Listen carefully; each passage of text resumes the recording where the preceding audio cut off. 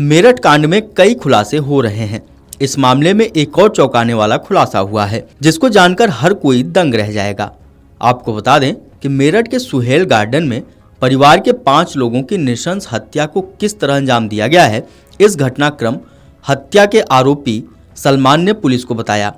8 जनवरी को मोइन और अपने निर्माणाधीन मकान पर लिंटर डालने में व्यस्त था और उसके सौतेले भाई नईम ने साथी सलमान को साथ लेकर हत्याकांड के लिए बाजार से लोहे की रॉड खरीदी।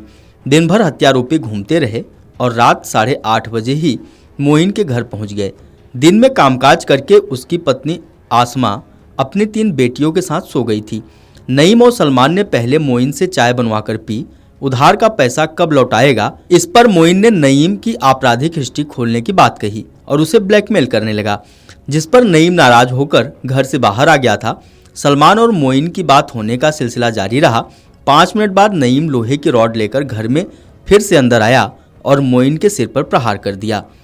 चीख सुनकर आसमा की आंख खुल गई और चिल्लाई कि क्या कर रहे हो। तभी नईम ने दूसरा प्रहार आसमा के सिर पर कर दिया। दंपत्ति लहूलुहान होकर जमीन पर गिर गए। दोनों हत्यारोपी मकान से बाहर आए। बड़ी बेटी अक्षा मकान में अंदर रो रही थी। तभी सलमान अकेला घर में घुसा और उसने बेटी अक्षा के साथ बदसलूकी की। रोने की आवाज़ तेज आने लगी। तभी नईम भी घर के अंदर पहुंचा। दोनों ने तीनों बेटियों की गला दबाकर हत्या कर दी। दंपत्ति की मौत हुई है या नहीं, इसकी तसल्ली करने के लिए भी रात 8:30 बजे से सुबह 6 बजे तक दोनों हत्यारोपी मोइन के घर पर ही रहे। सलमान ने पुलिस को बताया कि लोहे के रॉड से प्रहार करने के बाद गले पर भी धारदार हथियार चलाया है, जिससे कि कोई जिंदा न बच सके। वारदात को अंजाम देने के बाद दोनों हत्यारोपियों ने जेवरात और नकदी भी ढूंढी। वारदात के बाद सुबह 6:15 पर नईम अपने भाई तस्लीम के घर पहुंचा। दोनों सुबह करीब 9 बजे लिसाड़ी गेट से दिल्ली के लिए निकल गए। ब्रह्मपुरी में नईम ने अपने एक दोस्त को लोहे की रॉड और अन्य सामान से भरा बैग भी दिया। इस मामले में एसएसपी डॉक्टर बिपिन ताडा ने सलमान से पूछताछ के बाद बताया कि नईम की नीयत मोइन की प्रॉपर्टी पर थी, जिसके चलते उसने सलमान और तस्लीम के साथ हत्या करने की साजिश रची। हत्या का शक उस पर न हो, इसलिए वारदात को लूट के बाद हत्या में तब्दील करने की कोशिश भी की। एसएसपी ने बताया कि सलमान को पहले प्यारेलाल जिला अस्पताल में भर्ती कराया गया, जहां से मेडिकल के लिए रेफर कर दिया गया। अभी आरोपी सलमान दवाओं के नशे में है।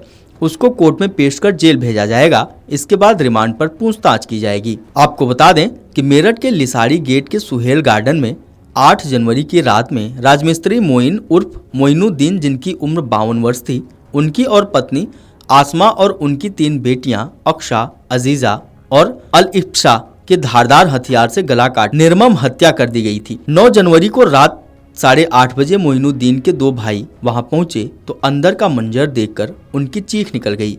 बेड के पास मोइन और बेड के अंदर बॉक्स में उनकी पत्नी और 3 बेटियों के रक्त रंजित शव मिले।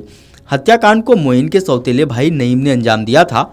आरोपी नईम तांत्रिक था और पेशेवर अपराधी था। लोग उसे नईम बाबा के नाम से जानते थे। वह दिल्ली और महाराष्ट्र में हत्याएं कर चुका था। हत्या की वारदात को अंजाम देने के बाद वह नाम, वेश और जगह बदल कर रहता था।